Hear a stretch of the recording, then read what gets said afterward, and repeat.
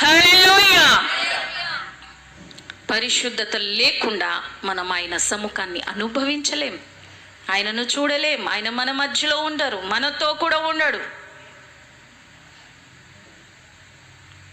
దుష్టత్వమును చూడలేనంత నిష్కలంకమైన నేత్రములను కలిగిన వాడు మన దేవుడు. దేవునికి స్తోత్రం కలుగునుగాక. కనుక ఏ అపవిత్రత, ఏ మలినం, చిన్నదైనా పెద్దదైనా, మనము ఇది చిన్నది కదా, ఇది పర్వాలేదులే అని మనం అనుకోవడం కాదు.